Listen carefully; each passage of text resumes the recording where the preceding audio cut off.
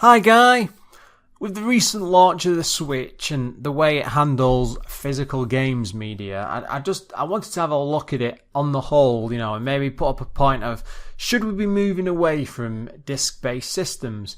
Now, Switch is a perfect example, at the moment the cards are currently 32 gigabytes, and I think Zelda's probably the biggest one.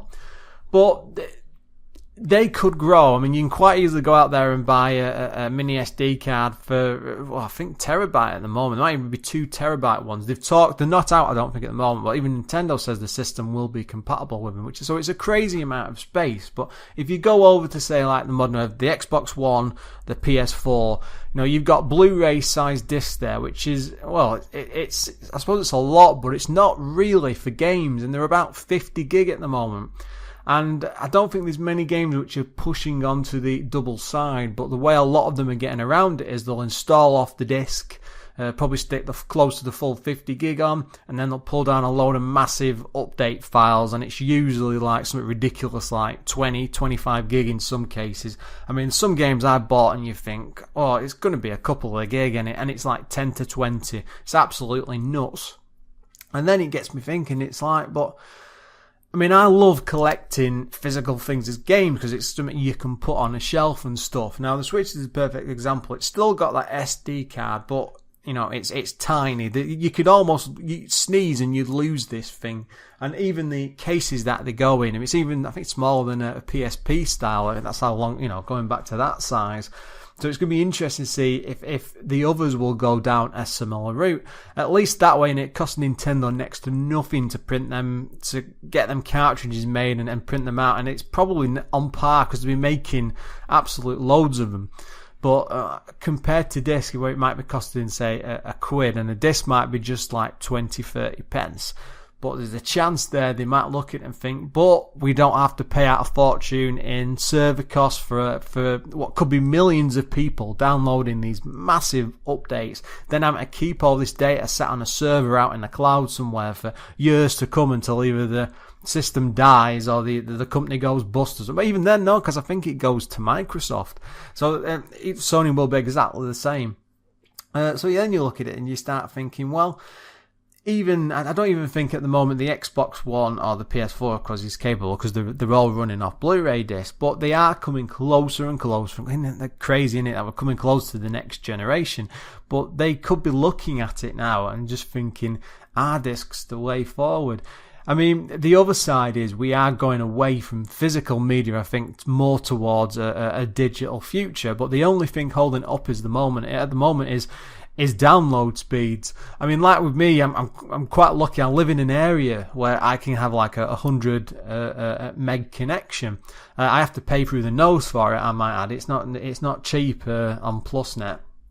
But a lot of people, they do not have that. I'm quite lucky because I live about 100 meters away from a telephone, a big exchange in the centre of a town.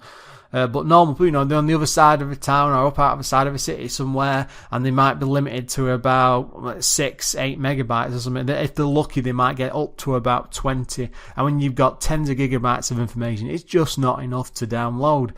And I'm sure Microsoft and Sony are looking at this from the other side and thinking, well, is it that Switch seems to be going well? They seem to be selling quite a lot on them cards. Could we do something similar?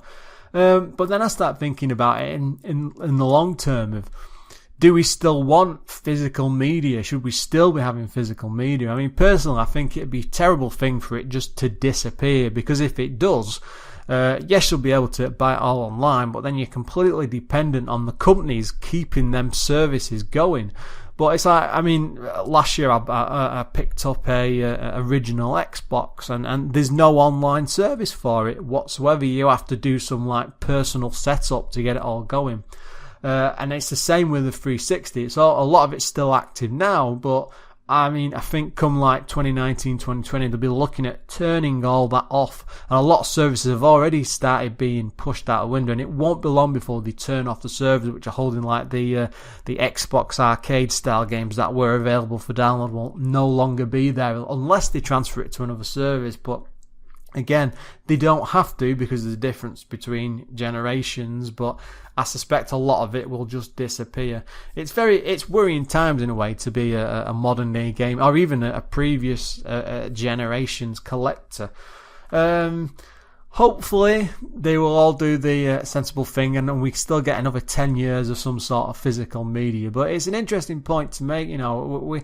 Does it need to be discs? They could effectively stick out a big, huge USB stick with some security software on the file. I know they wouldn't, but that would be so much smaller, and as the price of stuff to produce that media to get out there comes to the level of discs, it might be more sensible. And of course, from Microsoft, they will always look at it. Well, I think they have to play like a Blu-ray license to Sony, and so every single game I think that happens on, and it might only be something like 1 cent or something ridiculous, but to them it's still a big chunk of money going over to a competitor when they could be doing something else themselves. Anyway guys, what do you think? I mean, should we be moving away from them? I mean, are you looking forward to it, or do you think it's terrible and we should be sticking to the physical media forever, and to hell with the rest of them? Yep, as always guys, thanks for watching, and please look forward to another video soon.